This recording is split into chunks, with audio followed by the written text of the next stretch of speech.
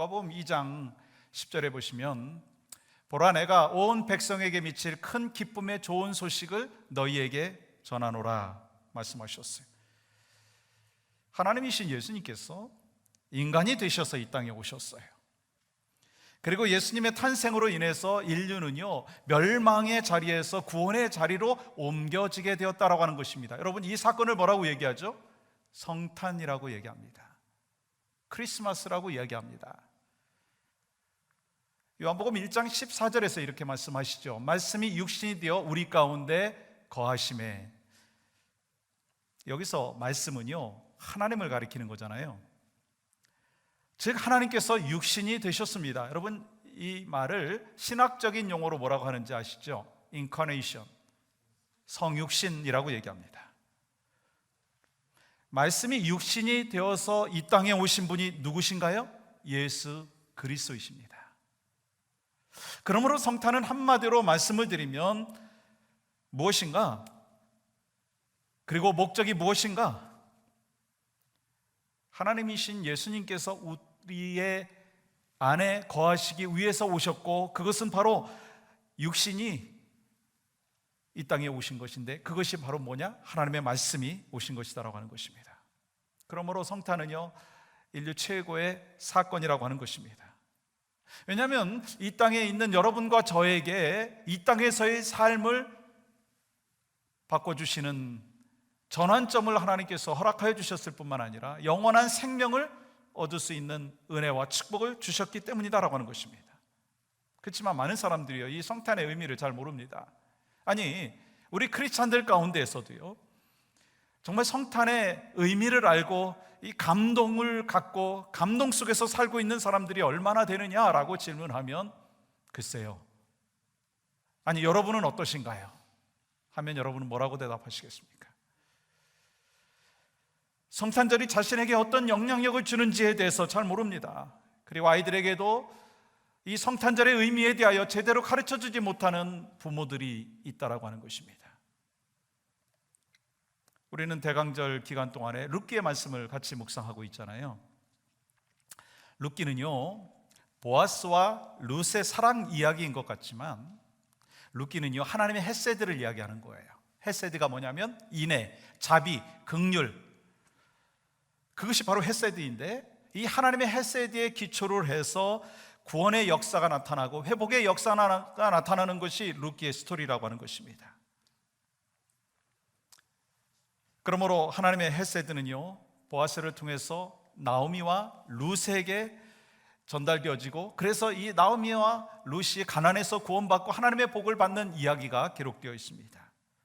그리고 보아스는요 예수 그리스도의 예표라고 하는 거예요. 그리고 룻은 예수 그리스도의 은혜로 구원받은 우리 곧 내 자신을 예표하는 것이다 라고 하는 의미에서 바로 이 룻기는요 중요한 의미가 있다고 하는 것입니다. 그런 의미에서 우리가 룻기의 배경을 잠깐 다시 한번 리뷰해 보도록 하겠습니다. 엘리멜렉이라고 하는 사람이 유대 베들레헴에 살고 있었잖아요. 근데 그 땅에 흉년이 찾아왔습니다. 그래서 아내 나오미와 두 아들과 함께 이사를 갔어요. 잠시 동안 이사를 갔는데 그 땅이 어디였어요? 이방 땅 모압이었습니다. 그 땅에 갔을 때 남편 엘리멜렉이 죽었어요. 두 아들도 죽었습니다. 모든 것을 다 잃어버린 그런 상황이었습니다.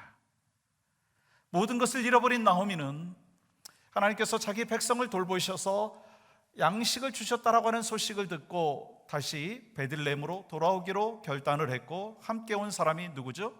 룻입니다. 룻이 믿음의 선택을 했고 은혜의 선택을 했습니다. 그런데 룻에게 찾아온 현실은 어땠습니까? 나이 드신 시어머니를 모셔야 되는 그런 상황이었습니다. 본인은 이방인이고 과부였어요. 여자의 몸으로 하루하루 살아가는 것조차도 힘들었는데 시어머니를 모셔야 되는 그런 상황이었습니다. 당장 먹고 사는 것이 가장 큰 문제였습니다. 사실 룻의 현실은 그야말로 앞길이 막막한 그런 상황이었습니다. 그러나 룻에게는요 소망이 있었어요. 내가 누구인가에게 은혜를 잊기만 한다면 이라고 하는 소망을 간직하고 살아가고 있었다라고 하는 것입니다. 룻의 현실은 너무나 절망이었지만 누군가 은혜를 나에게 허락하기만 한다면 새로운 역사가 내 삶 가운데 있겠다라고 하는 소망을 갖고 있었다라고 하는 것입니다. 그때 사람들이 볼 때는 우연같이 여겨졌지만 마침 하나님의 섭리 가운데 룻은 보아스의 밭에 갔고 보아스의 밭에서 보아스를 만나게 되었습니다. 결국 룻은요, 하나님을 만나는 최고의 만남 후에 또 다른 최고의 만남을 가졌어요. 바로 보아스를 만났다는 거예요. 마찬가지로 여러분과 저는요, 이 성탄절을 지내면서 우리에게 허락하여 주신 최고의 사건이 있다는 것을 분명히 기억해야 된다는 것입니다. 그것이 바로 성탄의 사건인 거예요. 그러면 왜 성탄이 여러분과 저에게 최고의 사건이 되느냐라고 하는 것입니다.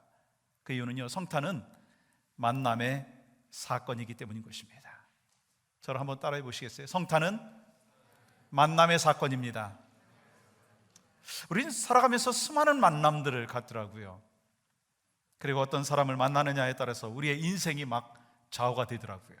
근데 이렇게 만남 가운데 우리에게 주어지는 것이 무엇인가라고 하는 것을 보니까요, 내가 다듬어지더라고요. 또한 만남 가운데 나를 성숙시켜 주시는 것을 볼 수가 있습니다. 또한 우리가 어떤 만남을 통해서 어려운 일을 경험할 수 있는 것도 사실 부인할 수 없다라고 하는 거예요. 때로 어떤 만남을 통해서 선한 영향력을 끼치는 것이 참으로 축복일 때도 있지만 악한 영향력을 받을 때도 있다는 것입니다. 그래서 만남을 통해서 우리는 인생의 전환점을 경험한다라고 하는 것 분명히 알고 있습니다. 그래서 세상에서는 이러한 만남들을 이야기할 때 이것은 팔자다라고 얘기하고 철학에서는 그것이 운명이라고 얘기합니다. 그러나 성경에서 믿음의 사람들은요, 어떻게 고백하고 있어요? 하나님의 섭리라는 거예요. 그런 의미에서 여러분과 제가 만남이 있잖아요. 이것은 하나님의 섭리인 줄 믿습니다. 여러분이 배우자를 만나고 자녀를 만나고 부모를 만나는 이 모든 것이 팔자가 아니라 하나님의 섭리라는 거예요. 아멘이시죠? 특별히 룻은요, 나오미와의 만남이 너무나 귀하고 큰 축복이었다는 거 여러분 잘 아시잖아요. 나오미를 통해서 룻은요, 하나님을 믿는 믿음이 생겼어요. 그리고 결국 신앙을 선택했습니다. 그리고 하나님은요, 룻의 믿음의 선택을 기뻐하시면서 섭리 가운데 누구를 만나게 하시죠? 보아스를 만나게 하셨어요. 그래서 룻은 나중에 다윗의 조상이 되었고 예수님의 족보에 이름을 올리는 영적인 축복을 받았습니다. 또한 중요한 만남이 있잖아요. 룻에게 보아스와의 만남이었습니다. 여러분, 보아스가 어떤 사람입니까? 성경에 보니까 유력한 자다라고 기록되어 있어요. 다시 말하면 이 보아스는요, 신앙과 인품과 재력과 리더십 이 모든 부분에서 아주 탁월했어요. 그리고 당시에 그 마을에서요, 영웅으로 대접받는 사람이었습니다. 반면에 룻은 어떤 삶을 살았습니까? 이방 여자였어요. 과부였어요. 경제적으로는요, 남의 밭에 가가지고 이삭을 줍지 아니하면 하루하루 살아갈 수 없는 가난한 여인이었습니다. 그렇다면 여러분, 룻과 보아스가 만나게 되었잖아요. 보아스와 룻이 만나게 되었잖아요. 어떻게 만날 수 있었습니까? 어떻게 만날 수 없는 그런 상황 가운데 있는 사람이 만났습니다. 어떻게 만날 수 있나요? 3절과 4절의 말씀에 보면 사람들은 이것을 우연이라고 이야기하지만 이것은 마침 하나님의 섭리 가운데 그들이 만났다라고 하는 것입니다. 룻은요, 보아스의 만남 후에 복을 받아요. 어떤 복을 받습니까? 룻은 보아스의 돌봄을 받는 것을 보게 됩니다. 9절의 말씀에 보면 보아스는 일하는 소년들을 불러놓고 이렇게 얘기합니다. 저 여자는 건드리지 마, 괴롭게 하지 마, 부탁을 하는 거예요. 여러분, 그리고 14절의 말씀에 보면 식사할 때 보아스가 룻에게 이르되 이리로 와서 떡을 먹으며 내 떡 조각을 초에 찍으라, 그렇게 이야기하잖아요. 그리고 룻이 곡식 빼는 자 곁에 앉으니 그가 볶은 곡식을 주매 룻이 배불리 먹고 남았더라. 보아스는 거기서 끝나지 않습니다. 보이지 않는 곳에서도 페이버를 주는 것을 보게 되죠. 16절 말씀 보시면 곡식을 거둘 때 일부러 추수할 것을 흘리라고 얘기합니다. 그래서 룻이 너무 힘들지 않고 수고하지 않고도 이삭을 주울 수 있도록 페이버를 주는 거예요. 결국 이 룻에게 있어서는 하나님을 만난 최고의 사건이 있었을 뿐만 아니라 예수 그리스도를 대표하는 보아스를 만나는 최고의 사건이 있었다는 것입니다. 그렇다면 성탄절이 우리에게 최고의 사건이 되는 이유가 뭘까라고 하는 것입니다. 그것은 예수 그리스도를 만나는 축복을 받았다라고 하는 것입니다. 요한복음 3장 16절 같이 한번 읽어볼까요? 시작. 하나님이 세상을 이처럼 사랑하사 독생자를 주셨으니 이는 그를 믿는 자마다 멸망하지 않고 영생을 얻게 하려 하심이라. 하나님께서 우리를 사랑하셔서 독생자 예수 그리스도를 이 땅에 보내주셔서 여러분과 제가 예수 그리스도를 만날 수 있는 축복을 받았다라고 하는 것입니다. 그러므로 우리가 성탄절에 점검해 보아야 될 것이 있어요. 인생의 최고의 만남인 예수 그리스도를 내가 만났는가? 여러분, 성탄절에 여러분과 제가 점검해 봐야 될 사항이 있습니다. 최고의 만남인 예수 그리스도를 여러분과 제가 만났는가라고 하는 것을 점검해 봐야 된다고 하는 것이에요. 왜냐하면 예수님께서 우리를 구원하기 위해서 이 땅에 오셨지만 주님을 영접하지 않은 사람들이 있었어요. 요한복음 1장 11절 말씀 보시면 자기 땅에 오매 자기 백성이 영접하지 아니하였다라고 말씀하셨어요. 예수님께서 오실 때 어떻게 오셨어요? 예언대로 오셨어요. 역사의 현장 속에서 오셨어요. 기적을 베풀어 주시면서 오셨어요. 근데 영접하지 않은 사람들이 있다는 거예요. 마찬가지예요. 지금도 예수님께서 이 땅에 오신 것은 우리를 구원하기 위해서 오셨고 자기 백성으로 삼으시기 위해서 오셨지만 예수님을 만나지 않은 사람들이 있다는 거예요. 그러나 예수님께서 우리에게 분명히 뭐라고 말씀하셨어요? 영접하는 자 곧 그 이름을 믿는 자에게는 하나님의 자녀가 되는 권세를 주셨다. 여러분 이 말씀 믿습니까? 영접하는 자 곧 그 이름을 믿는 자에게는 하나님의 자녀가 되는 권세를 주신 것을 여러분 믿으십니까? 그렇기 때문에 예수님께서 이 땅에 오신 사건이요 여러분과 저의 인생의 최고의 사건이라고 하는 것입니다. 사랑스러운 여러분, 예수님이 우리를 만나기 위해서 하늘 영광 버리시고 낮고 천한 이 땅에 오셨어요. 이 땅에 오셔서 임마누엘의 하나님이 되신 줄 믿습니다. 그렇다면 우리가 성탄절을 맞이하면서 여러분과 저의 마음속에 기쁨이 있느냐는 거예요. 여러분 어떠세요? 기쁨이 있으신가요? 예수 그리스도를 영접하고 죄사함 받은 사람들에게는 큰 기쁨이 임하는데 여러분에게 기쁨이 있으시느냐라고 하는 것입니다. 예수 그리스도를 만나고 성령 충만한 사람들에게 하나님께서 우리에게 허락해 주신 성령 은혜, 성령의 기쁨의 역사를 베풀어 주시는데 여러분에게 그러한 기쁨이 있으시느냐는 것입니다. 예수님 만나면은요 우리의 인생의 의미와 인생의 목적이 바뀌는데 정말 여러분의 인생의 목적과 의미가 바뀌어졌느냐라고 하는 것입니다. 그러므로 성탄은 기쁨의 좋은 소식이고 최고의 만남인 것을 다시 한번 우리 심령 가운데 회복의 역사를 경험해야 된다는 거예요. 그러면 어떻게 우리가 살아가야 될까요? 사도 바울처럼 예수님을 내 주인으로 모시고 기쁨의 회복의 역사가 있어야 된다는 거예요. 기쁨의 좋은 소식을 나만 갖고 있는 것이 아니라 세상에 전해야 된다고 하는 것입니다. 여러분 어떻게 사시겠어요? 아니 우리 아이들에게 이 성탄절에 어떤 의미를 가르쳐 주시기를 원하십니까? 아니 어떻게 가르쳐 줘야 되겠습니까? 그냥 선물 주고받고 쇼핑하고 그것으로 우리가 정말 기쁨과 감사를 누리는 것으로 만족하겠느냐는 것입니다. 아무리 작은 아이라 한다 할지라도 어린 아이라 한다 할지라도 우리 아이들에게 하나님의 복음을 전하는 하나님의 사랑을 전하는 최고의 만남이 부모에게 있었듯이 너희에게도 있기를 원한다. 아니 세상에 믿지 않는 그 영혼들, 최고의 만남을 경험하지 못한 영혼들에게 어떻게 하면 그 최고의 만남을 전할 것인가 라고 하는 것을 같이 기도하고 같이 고민하고 가르쳐 줄 수 있는 부모들이 되시기를 주님의 이름으로 간절히 축복합니다. 그렇습니다. 인생의 방황은요 생명 되신 예수 그리스도를 만나면 더 이상 방황이 없는 거예요. 여러분 아멘이신가요? 인생의 방황은요, 생명 되신 예수 그리스도를 만나면 더 이상 방황을 하지 말아야 된다라고 하는 것입니다. 여러분, 성도의 방황은요, 건강한 교회를 만나면요, 더 이상 방황을 하지 말아야 된다는 것입니다. 하나님께서 이미 여러분과 저에게 만남을 허락하여 주셨어요. 전 성탄절에 여러분과 저에게 최고의 만남인 예수 그리스도를 만난 은혜와 축복을 가슴속에 지니면서 이것을 우리 자녀들에게도 전하고, 우리 믿지 않는 영혼들에게도 전하고, 우리 가족들에게도 전하고, 그래서 이 성탄절에 이 영적인 셀레브레이션이 우리 심령 가운데 계속해서 넘치시기를 주님의 이름으로 간절히 축복합니다. 두 번째 성찬은요, 은혜의 사건이에요.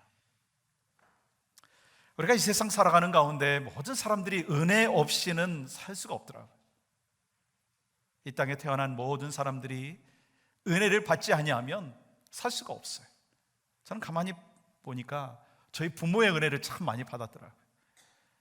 믿음의 조상이시고, 또 항상 기도로 서포트해 주시고, 물질이 필요할 때는 물질도 주시고, 사랑이 필요할 때는 사랑도 주시는 그 은혜가 있었어요.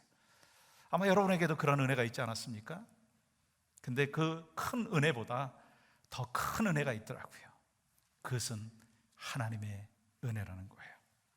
은혜가 뭔가요? 자격 없는 자에게 거저 주신 것이 은혜입니다. 우리가 받아 누릴 수 없는 존재였지만 하나님께서 우리에게 받아 누릴 수 있는 혜택을 주신 것이 은혜라고 하는 것입니다. 그렇다면 여러분, 거룩하신 하나님께서 여러분과 저에게 은혜를 주셨는데 가장 큰 은혜가 무엇인가요? 예수 그리스도라고 하는 거예요. 하나님의 아들 예수 그리스도를 이 땅에 우리에게 허락하여 주신 것은 은혜 중에 은혜인 줄 믿습니다. 그래서 우리는요, 다른 어떤 은혜를 구하지 않아야 된다는 거예요.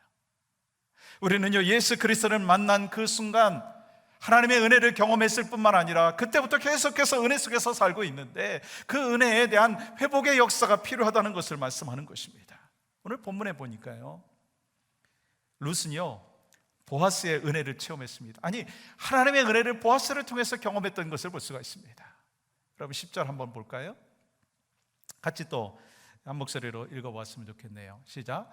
룻이 엎드려 얼굴을 땅에 대고 절하며 그에게 이르되 나는 이방 여인이거늘 당신이 어찌하여 내게 은혜를 베푸시며 나를 둘러보시나이까 하니. 지금 룻은요 보아스를 향해서 이렇게 말하고 있는 거예요. 나 이방 여인인데 왜 나한테 이렇게 페이버를 주십니까? 이 말에는 어떤 의미가 있는지 아십니까? 나는 이방 여인으로서 너무너무 서름을 받고 있습니다. 고통을 지금 당하고 있습니다. 근데 당신이 나한테 은혜를 줬습니다. 그 고백을 하고 있는 거예요. 근데 거기서 끝나지 않습니다. 11절 말씀 보시면 이 보아스는요 축복의 말만 해주는 것이 아니라 하나님 대신해서 은혜를 베풀기 시작하고 있습니다. 그리고 이러한 보아스의 은혜를 통해서 외롭고 낙심되어 있었던 이 룻에게 기쁨과 위로를 받게끔 하나님께서 허락하여 주시는 것을 보게 됩니다. 사랑하는 성도 여러분, 여러분이 받은 가장 큰 은혜, 가장 큰 선물이 무엇인가요? 예수 그리스도인 줄 믿습니다. 여러분이 이 성탄절에 여러분의 자녀들에게, 여러분의 가족들에게, 아니 믿지 않는 영혼들에게 가장 큰 은혜, 가장 큰 선물을 줘야 되는데 그것이 무엇입니까? 예수 그리스도인 줄 믿습니다. 그러므로 최고의 선물인 예수 그리스도의 은혜를 받으면 때로 우리 인생의 여정 속에서 가난이 있다 할지라도, 질병이 있다 할지라도, 때로 내 인생에 죽음이 찾아온다 한다 할지라도 예수 그리스도를 만난 사람은요 은혜 중에 은혜 속에서 살아가는 하나님의 사람이 되는 줄 믿습니다.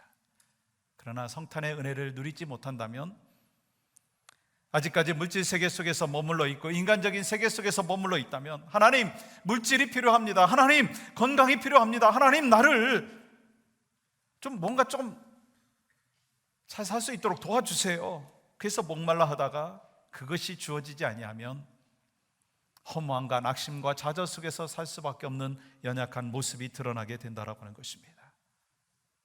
사랑하는 성도 여러분, 성탄절을 맞이하면서 여러분에게 기쁨과 감격이 있습니까? 없다면 왜 없나요? 성탄이 은혜 중에 은혜라고 하는 사실을 여러분들이 깨닫지 못했기 때문이다라고 하는 것입니다. 왜 깨닫지 못했습니까? 말씀이 우리에게 깨달아지지 않았기 때문이라고 하는 것입니다. 요한복음 1장 14절 말씀 속에서 말씀이 육신이 되어 우리 가운데 거하셨다라고 분명히 말씀하여 주셨습니다. 말씀이 육신이 되어서 이 땅 가운데 오신 예수 그리스도의 사랑을, 예수 그리스도의 십자가를 느끼지 못한다면 내 안에 기쁨의 회복의 역사는 있을 수 없다라고 하는 것입니다. 그래서 가장 중요한 것은요, 이 성탄절에 여러분과 저의 마음속에 회복이 돼야 되는 가장 중요한 것이 있다면 하나님의 은혜를 내가 기억하자는 거예요. 은혜 가운데 나에게 가정도 주시고, 은혜 가운데 교회도 주시고, 은혜 가운데 내가 살아갈 수 있도록 허락하여 주시고, 예수 그리스도 안에서 살아갈 수 있는 은혜를 베풀어 주신 것을 감사하는 회복의 역사가 있기를 주님의 이름으로 간절히 축복합니다. 그렇게 되면 우린 가난 중에서도 부유하게 살 수 있고, 병든 중에서도 평안을 누릴 수 있고, 약할 때 강함 주시는 하나님의 은혜를 더 깊이 체험하게 될 줄 믿습니다. 뿐만 아니라 세상에 낙심되어 있는 영혼들에게 사랑을 실천하는, 하나님의 복음을 전하는 믿음의 삶을 살 수 있다는 것입니다. 우리가 룻기를 통해서 우리 인생을 다시 한번 살펴볼 수 있게 되더라고요. 고통으로 시작했지만 찬송으로 끝나는 것을 보게 됩니다. 그렇다면 여러분, 룻처럼 인생의 흉년을 경험하고 있는 분들이 계십니까? 물질의 흉년이 계세요? 관계의 흉년이 계세요? 영적인 흉년이 여러분한테 혹시 있으십니까? 어려울 때일수록 룻처럼 믿음을 선택할 수 있기를 간절히 소망합니다. 그리고 내 인생에 흉년이 찾아오면 바로 그때가 하나님의 은혜를 받을 때인 것을 기억하고 흉년을 이겨나가는 믿음 안에서의 선택이 있기를 간절히 소망합니다. 그럼 룻기의 시대적인 배경이 언제라겠죠? 사사시대입니다. 근데 사사시대의 특징이 있잖아요. 각기 자기의 소견에 옳은 대로 행하는 모습이 있었습니다. 사람들이 그랬어요. 세상이 그랬어요. 그러나 보아스는요, 하나님의 약속의 말씀을 믿고 실천하는 삶을 살았습니다. 그리고 어떻게 살았어요? 어렵고 낙심되어 있는 가정을 구원하는 축복의 통로로 사용되었다는 것입니다. 오늘날로 말하면 외롭고 낙심되어 있는 사람들을 돌보면서 소득의 일부를 가난한 자들에게 나누어 주었고, 고통받는 자들을 위해서 사용했다라고 하는 것입니다. 그렇다면 우리는 어떻게 살아야 될까요? 하나님, 나한테 보아스 같은 사람 만나게 해 주시옵소서. 그것이 기도의 제목인가요? 2부 때는 아멘 하시는 분이 계시더라고요. 물론 필요하죠. 그러나 더 중요한 것이 무엇인가? 내 인생의 보아스, 내 인생의 최고의 만남인 예수 그리스도를 내가 만날 수 있도록 은혜를 베풀어 주신 것 감사합니다. 그러나 여기서 끝나는 것이 아니라 나에게 예수 그리스도, 내 인생의 보아스를 만나게 해주신 것을 감사하며 은혜를 받은 자로서 사랑을 나누고 물질을 나누고 복음을 나누고 성탄의 기쁨을 나누는 하나님의 사람이 되기를 원합니다. 그것이 바로 여러분과 저에게 있기를 간절히 소망합니다. 또한 성탄절을 맞이해서 여러분의 가정 안에서 그러한 사랑의 나눔이 실천되기를 소망합니다. 아니, 이때는 다 사람들이 하니까 우리는 잠깐 쉬었으면 좋겠습니다. 그게 아니에요. 이때라도 해야 되는 것이고, 더 나아가서 이때만이 아니라 정말 여름에도, 가을에도, 봄에도 해야 되는 것이 하나님의 사랑을 전하는 것입니다. 또한 우리 교회가 보아스와 같이 하나님의 법을 실천함으로 어렵고 고통받는 영혼들에게 복음을 주고 삶의 회복을 시키는 일에 지속적으로 쓰임받는 축복의 공동체가 되기를 간절히 소망합니다. 저는 오늘 이 말씀을 묵상하면서 떠오른 책이 있어요. 리 스트로벨의 크리스마스 사건입니다. 그 책에는 이런 내용이 있어요. 리 스트로벨이 크리스마스 이브 날 편집실에서 일을 하고 있는데 한 달 전 시카고 극빈자들에 대한 연재 기사를 썼던, 그러면서 만났던 한 가족이 생각이 났습니다. 60세의 퍼펙트 할머니와 그리고 두 손주가 이 바퀴벌레가 득실거리는 집에서 살다가 happen to be 불이 났어요. 그리고 이사를 갔어요. 웨스트레이크라고 하는 그 동네에 다 쓰러져가는 아파트에 이사를 갔고 리 스트로벨은 그 집을 방문하게 되었습니다. 근데 깜짝 놀랐어요. 왜냐하면 그 집에는 가구는 하나도 없었고 있는 것이라고 하는 것은 쓰러져가는 식탁과 먹을 양식 조금뿐이었습니다. 그리고 두 손주는 반팔옷과 함께 나눠 입는 스웨터가 전부였고 그 할머니는 관절염으로 더 이상 일을 할 수 없는 그런 시츄에이션이었습니다.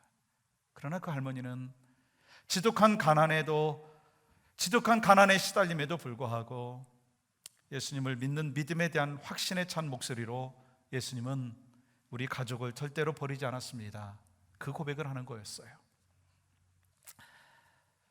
이런 기사를 리 스트로벨이 써놓고는 더 흥미로운 기사에 밀려가지고 다 읽고 있었는데 크리스마스 이브에 생각이 난 거예요.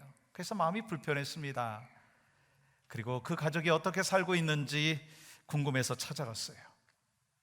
그런데 그 집에 찾아갔을 때 문을 여는 순간 그 눈을 의심하지 않을 수 없었습니다. 왜냐하면 자신이 쓴 그 기사를 읽은 독자들이 엄청난 선물을 보내기 시작을 했어요. 그리고 가구와 전자제품, 러그, 따뜻한 옷까지, 게다가 수천 달러의 체크와 캐시가 그 집에 있었습니다. 근데 그보다 더 놀라운 사실이 있었습니다. 그것은 선물이 아니었습니다. 퍼펙트 할머니와 그 손주들은 이미 받은 선물을 다른 사람들에게 나눠주고 있었습니다. 아니, 당신에게 저 선물들이 필요한데 왜 이것을 다른 사람한테 나눠줍니까? 할머니는 더듬거리면서 이렇게 대답합니다. 아무것도 갖지 못한 이웃들이 아직도 많은데 우리만 이렇게 가질 수 없습니다. 예수님은 우리가 나눠 갖기를 원합니다. 충격이었습니다. 근데 더 놀라운 것은 이것을 보내준 사람들에 대해서 어떻게 생각하느냐라고 물었을 때 그 할머니는 이렇게 대답을 한 것입니다. 너무나 감사한 일이죠. 정말 좋은 것들입니다. 하지만 우리는 이것들을 받을 자격이 없어요. 이것은 다 하나님의 선물이지요. 그렇지만 하나님이 주신 가장 큰 선물은 이게 아니랍니다. 우리는 내일 그 선물을 기념할 거예요. 그 선물은 바로 예수 그리스도이십니다. 리 스트로벨은 이렇게 말합니다. 그들은 가난했지만 평온했고 나는 풍요로웠지만 불안했습니다. 그들은 관용의 기쁨을 알았지만 나는 야망이 주는 외로움밖에 몰랐습니다.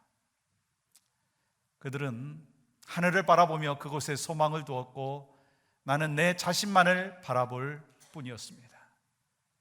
그들은 영적 세계의 신비를 경험을 했고 나는 얄팍한 물질 세계에 갇혀 있었습니다.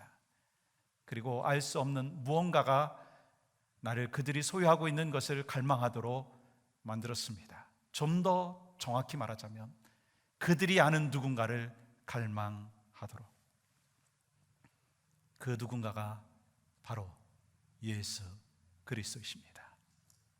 사랑하는 성도 여러분, 성탄을 맞이하면서 이 은혜 중에 은혜인 성탄의 의미를 깨닫지 못한 채 내 현실의 문제와 어려움 속에 머물러 있지 않습니까? 난 언제까지 이렇게 살아야 되는가? 절망의 감옥에 갇혀 있지는 않으신가요? 그렇다면 인류의 역사의 최고의 사건, 내 인생의 최고의 사건인 성탄의 의미를 깨달아서 다시 주님을 깊이 만나는 귀한 19년 성탄절이 되시기를 간절히 소망합니다.